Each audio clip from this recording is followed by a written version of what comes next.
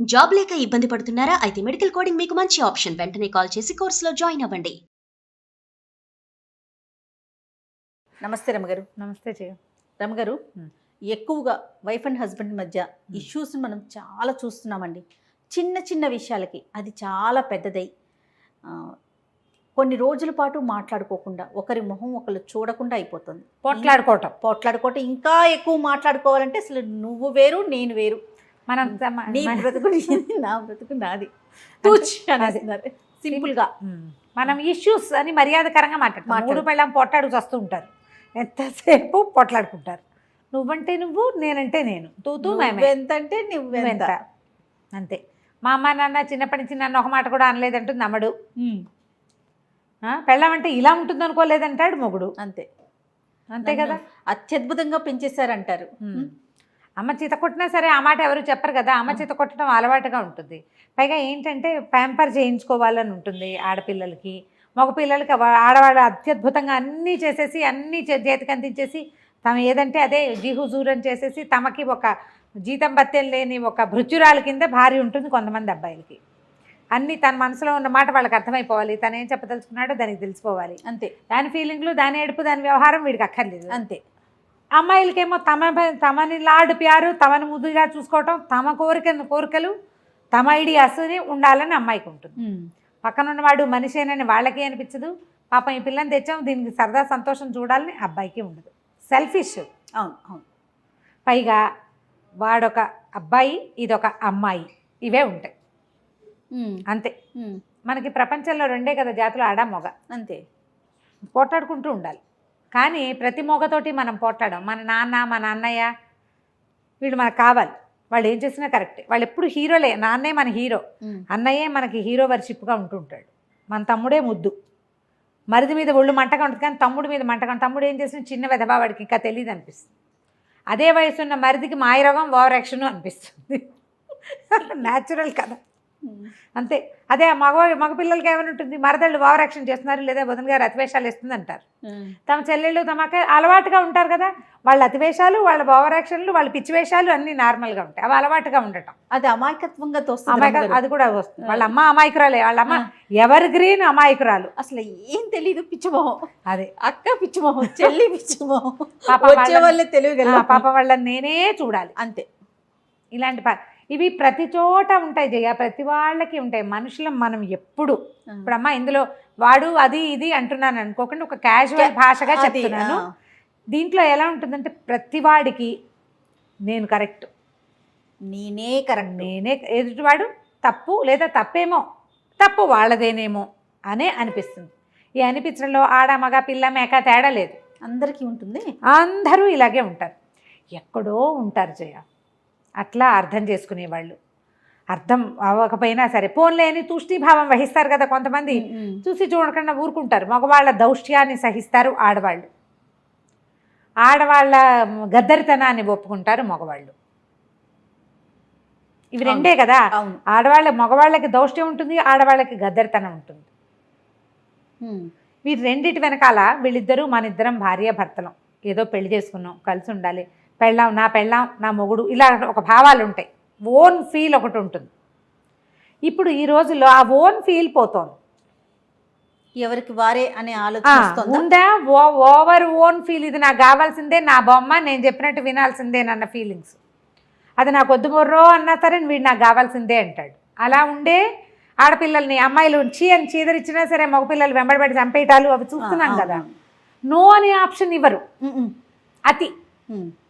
అది పెళ్లి కాకముందే పెళ్ళయ్యాక ఉంటుంది, పెళ్లి కాకముందు ఉంటుంది. పెళ్ళయ్యాక ఆ ఫీలింగ్ ఉంటుంది, పెళ్ళయ్యాక కూడా ఉంటుంది. ఆడవాళ్ళు ఎవరింటికైనా వెళ్ళినప్పుడు వీళ్ళు తమతోటే ఉండాలి, తమ దగ్గరే ఉండాలి, అటు ఇటు వెళ్ళకూడదు, పుట్టిళ్లలో పనులు చేయకూడదు, ఫ్రెండ్స్కి ఇంపార్టెన్స్ ఇవ్వకూడదు, కజిన్స్కి ఇంపార్టెన్స్ ఇవ్వకూడదు, వాళ్ళు వీళ్ళు కలవకూడదు. మీరు ఎంతమంది కనెక్ట్ అవుతారో తెలుసా? అవును అని ఆన్సర్లు 100 వస్తాయి జయ. తనకే ఇంపార్టెన్స్ ఇవ్వాలి. మా నాన్న అంటే నాకు పంచప్రాణాలు లాంటి పిచ్చి పిచ్చి మాటలు మాట్లాడకూడదు. మొగుడే పరమదైవం, ప్రతి ప్రత్యక్ష దైవం అనాలి. తనకి పొసెసివ్గా ఉంటారు. ఆడవాళ్ళు పొసెసివ్గానే ఉంటారు. చెల్లెల్ని బాగా చూస్తే ఓర్చుకోలేరు, అమ్మతో ప్రేమగా ఉంటే వీళ్ళకి నచ్చదు. అవును. ఎవరైనా కజిన్స్, చిన్నప్పటి నుంచి కలిసి పెరిగిన కజిన్స్ వాళ్ళతోటి వీళ్ళు చనువుగా ఉంటే భరించలేని తను. ఇది అతి. వీళ్ళు పొసెసివ్గా ఉండటం ఇదొక ఏమన్నాలంటే మానసిక జాడ్యం కింద చెప్పాలి.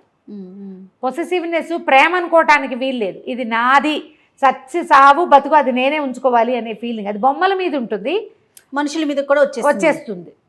ఇది ఒక ప్రత్యేకమైన కల్ట్. అది పొసెసివ్నెస్ ఉండేవాళ్ళు ప్రత్యేక జాతి.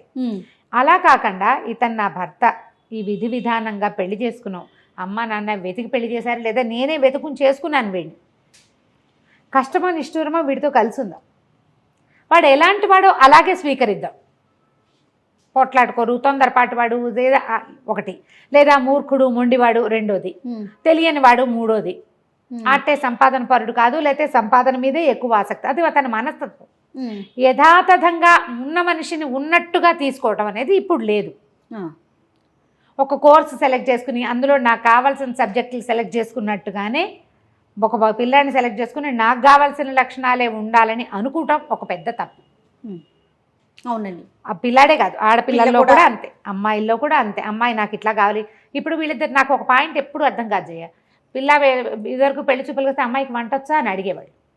బాగుంది శాస్త్రం, ఎందుకంటే అదేదో 10th ఇంటర్మీడియట్ చదివి ఇళ్లల్లో కూర్చుని అమ్మల వెనకాల పప్పుగా గుత్తులు తిప్పుకుంటూ వంటలు నేర్చుకునేవాడు.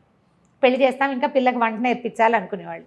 12-14 ఏళ్ల వయసు వచ్చిన దగ్గర నుంచి బియ్యం వార్చమ్మ, అన్నం వార్చు, కూర తరి పెట్టు, వంకాయ ముక్కలు కలుపు, ఓసారి ఆలుగడ్డ ముక్కలు వేపించు, పాలు తోడుపెట్టు చేయించేవాళ్ళు కదా. ఇప్పుడు ఈ పిల్లాడు ఇద్దరు కలిసి ఎంటెక్ దాకా ఒకే రకమైన టెక్ తోటి పెరిగితే దీనికి వంట ఎక్కడి నుంచి వచ్చేస్తుందో చెప్పు? అవకాశమే లేదు. ఎక్కడి నుంచి నేర్చుకుంటుంది పాపం? పోనీ అమ్మాయి ఒక్కతే నేర్చుకోవాలా? అబ్బాయి నేర్చుకోడు వంట? వాడికి వద్దా? నేను ఈ ఒక్క పాయింట్లో మాత్రం నాకు మహామంటగా ఉంటుంది. వంట వచ్చు అంటే ఏదో వచ్చు, ఓ బెండకాయ కూర, ఓ వంకాయ చారు ఏదో చేసుకుంటుంది పిల్ల, వాడికేమొచ్చు? అది ఎవరు అడగరే. ఇంకా అసలు ఆ కల్చర్లో నుంచి బయటికి రాలేకపోతున్నాం. ఆ ఒక్క విషయంలో రావట్లేదమ్మా, మిగిలిన అన్నిట్లలో వచ్చేసాం. అన్నిట్లలో చింకి గుడ్డలు కట్టుకోవడం దగ్గర నుంచి దాంట్లోకి వచ్చేసాం. కానీ ఆడాళ్లే వంట చేయాలి అనే పాయింట్ల నుంచి బయటికి తల్లులు రావట్లే. ముందు ఆడపిల్లలు చదువుకోవాలి, ఉద్యోగం చేయాలి, చదివే కొడుకుతో సమానంగా సంపాదించాలి. ఇద్దరికి క్యాంపస్ సెలెక్షన్ వస్తే ఆ పిల్ల ఏ టైం ప్రకారం వంట నేర్చుకుంటుందో ఒక ఆడపిల్ల చెప్పు. ఇది ఆడవాళ్ళ వైపు నుంచే వస్తున్న సమస్య రమ్మగారు. ఎక్కువగా తల్లులు వంట రాదా, దానికి వంట రాదా అంటే నీ కొడుకే వచ్చు, వాడికి అండర్వేర్ ఆరేసుకోవడం కూడా రాదు, అయినా పర్వాలా. ఈ రెండు మారితే బాగుండేమో అనిపిస్తుంది. పోట్లాడుకోవటం అంటే దీని మీద ఒక చిన్న చిట్టి పిట కథ చెప్దాం. ఒక భార్య భర్త గురువు గారి దగ్గరికి వచ్చారట. మరి ఇలా ఉంటే కొట్టుకు తెచ్చిపోతారు కదా న్యాచురల్లీ. సరే వీళ్ళిద్దరు వచ్చి ఏం చెప్పారంటే, మేము ప్రేమించుకుని పెళ్లి చేసుకున్నామండి, ఏమిటో మాకు ఎప్పుడు తగాదాలు వస్తున్నాయి, ఎంతసేపును ఎప్పుడు కొట్టుకుంటున్నాం మేము, కొట్లాటలు చాలా ఎక్కువైపోయినాయి గురువుగారు, ఏదైనా ఒకటి చెప్పండి మాకు సొల్యూషన్ చెప్పంటే గురుగారు ఏమన్నారంటే, ఏ విషయం మీద పోట్లాడుకుంటున్నారు? వంట పెట్టు తీరు తెన్ను ఇల్లు వాకిలి గుడ్డ గుసురు ప్రతిదాని మీద పోట్లాడుకుంటారు వాళ్ళు. సరే, ఈసారి పోట్లాట వచ్చినప్పుడు అమ్మాయిని చూసినప్పుడు మీ అమ్మని గుర్తు తెచ్చుకో అని అబ్బాయికి చెప్పాడు. అక్కడి నుంచి అమ్మాయికి ఏం చెప్పాడంటే, ఈసారి ఏదైనా పోట్లాడాల్సి వస్తే అబ్బాయి బదులు మీ నాన్న అక్కడ ఉన్నాడు అనుకో, బాగుంది అని చెప్పాడు. ఇప్పుడు ఏదైనా పోట్లాడాలంటే నాన్నతోటి పోట్లాడాలి లేదా అమ్మతోటి పోట్లాడాలి. అబ్బాయి ఇద్దరు ఇంటికి వెళ్ళిపోయారు. 1.5-2 ఏళ్ళకు ఒక పిల్లాన్ని ఎత్తుకుని ఓసారి మళ్ళీ కడుపుతో ఉన్న అమ్మాయి వచ్చారు గురువుగారి దగ్గరికి. ఏమి బాగున్నారా అని అడిగాడు ఆయన. మీ సలహా వల్ల బాగున్నామండి అని. ఎట్లా అంటే, ఇప్పుడు కూర ఏడ్చినట్టుంది అని చెప్పాలి. అమ్మని ఏనాడైనా అంటామా? ఆ మాట అనగలమా? ఏ మగపిల్లాడు వాళ్ళ అమ్మని ఏంటి అమ్మా నీకు ఒంట్లో బాగోలేదా, కూర సరిగ్గా చేయలేకపోయావు అంటాడు. అంతేగాని నీ మొహల్లా ఉంది ఎవడు నేర్పాడు అంటాడు అమ్మని. నీకు ఇలాంటి కూర నేర్పినందుకు మీ అమ్మని తిట్టాలి అంటారా? నీ పెంపకం ఇలా తగలబడింది అనగలరా? మనమ్మని మనం ఏమీ అనలేనప్పుడు భార్యని ఎలా అంటాడు? అనలేకపోయాడు. ఆ అమ్మాయి ఏం పెట్టినా తినేవాడు. అదే కూర అమ్మాయి నోట్లో పెట్టుకుని తిన్నాక, అయ్యో ఉప్పు ఎక్కువైపోయింది లేదా కారం తగ్గింది, అసలు ఏమీ బాగుండలేదు, చప్పగా ఉంది, ఎలా తింటున్నాడో నాన్నకి బాగా చేసి పెట్టాలి. అందుకని అమ్మాయి చక్కగా జాగ్రత్తగా ఒళ్ళు దగ్గర పెట్టుకుని చేయటం మొదలుపెట్టి సమస్య తీరింది. ఎప్పుడూ కూడా పోట్లాటలు కొట్లాటలు సెల్ఫిష్నెస్ వల్లే వస్తాయి. నేను, నాది, నాకు నచ్చాలి, నాకు నచ్చిందే చేయాలి, నేను అనుకున్నదే చేయాలి, నేనే అనేది కనుక మానేస్తే కొట్లాటలు తగ్గిపోతాయి. నువ్వు నువ్వు నువ్వు అంటే ఎంతసేపు పొట్లాటే కదా. అంతేగా. నేననుకో నేను చేయగలనా ఇంత మాత్రమైనా అని ఆలోచించు కదా. అవును. అదే ఆలోచిస్తే కొట్లాటలు రానే రావు. ఈ కొట్లాటలకి ఆద్యము ఇళ్లల్లో మొదలవుతుంది. పిల్లలు ఏదైనా కామెంట్ చేస్తారు, మాట్లాడినప్పుడు తల్లులు ఖండించేసేయాలి. అట్లా అనకూడదు. చిన్నప్పటి నుంచి వేరే వాళ్ళని విమర్శించకూడదు. ఆడది చేకేం చేస్తుంది, ఆడపిల్ల దాన్ని ఏం అనకూడదు, ఇలాంటి భావాలు ప్రబోధించదు ఈ రోజుల్లో. మనుషులం మనం, అంతే. ఆడ మగ 2 విభాగాలు ఉన్నాయి. ఒకళ్ళతో ఒకళ్ళు కలిసి ఉండాల్సిన పరిస్థితి మనది, మన జీవితం అదే. అంతే కదా. ఆడ మగ చెరసకంగా కలిసి ఉండాలి. కొట్టుకు చూస్తుంటే ఒకే శరీరం 2 ముక్కలు అవ్వదు కదా. మనుషులు కాబట్టి విడిపోతాం. ఎందుకు విడిపోవాలి? వివాహ బంధంతో ఒకటయ్యాం. మన ఇద్దరం ఒకటే. కుడి కంటికి సరిగ్గా కనపడదనుకో మనకి, ఎడం కంటితో బాగా చూడడానికి ట్రై చేయమా. ఓ చెయ్యి ఎవడైతే రెండో చెయ్యికి బలం ఎక్కువ వస్తుంది కదా. ఓ కాలు ఎవడైతే రెండో కాలు మొత్తం బరువుని అదే లాగుతుంది. సంసారం ఇట్లా వెళ్తే ప్రాబ్లమ్స్ లేకుండా ఉంటాయి. కొట్టుకోకండి, తెంపుకోకండి అంటే ఏదో విపత్కర పరిస్థితులు వచ్చి భరించలేని స్థితి వస్తే మనం ఏం చెప్పలేం చేయ. వాటికి చిన్న చిన్న వాటికి ఎందుకమ్మా కొట్లాటలు? ఏదో ఒకటి మనం సర్దుకుంటే సరిపోతుంది. సర్దుకుంటే ఎంతసేపు సర్దుకోవాల్సి వస్తుంది అనిపిస్తుంది మీకు. కొన్ని పెట్టుకోండి, వీటికి మాట్లాడక్కర్లేదు అని. సమస్య గొంతు దాటినప్పుడు మాట్లాడాల్సిందే. చిన్న పొన్న వాటికి తగాదాలు చేసుకుని మాట్లాడి పోట్లాడుకుని వచ్చి వాళ్ళకి చెప్పి వీళ్ళకి చెప్పి ఎప్పటికీ తెగకుండా ఎవరు ఫస్ట్ సారీ చెప్పాలనే విషయం మీద కూడా పోట్లాడుకుని సారీలు చెప్పద్దు, మామూలుగా క్యాజువల్గా మాట్లాడుకోండి, పోట్లాట తగ్గిపోతుంది. అదొక ప్రాక్టీస్ అంతే. ఒకసారి ట్రై చేస్తే కుదురుతుంది. సంసారాలు చెడగొట్టుకోవద్దు. మనకేంటంటే ఈ దొరికిన కంపానియన్షిప్ కంటే అద్భుతమైనది రేపు దొరుకుతుందనే నమ్మకం ఏం లేదు. అందరూ ఇలాంటి వాళ్ళే, అన్నీ ఇవే సెల్ఫిష్ రకాలే ఉన్నాయి ఉన్నవన్నీను, ఆడైనా మొగైనా. అవును. ఎందుకంటే నేను ఒక పరీక్ష రాయాలి, నా ర్యాంక్ కోసం నేను పరిగెడతాను కదా. అదంతా సెల్ఫిష్ థింగే కదా. మనం ఫస్ట్ రావాలి, మనకు ర్యాంక్ రావాలి, మనకు ఉద్యోగం రావాలి, పోటీ. ఆ పోటీ నువ్వు జీవితంలోకి తెచ్చుకోకూడదు.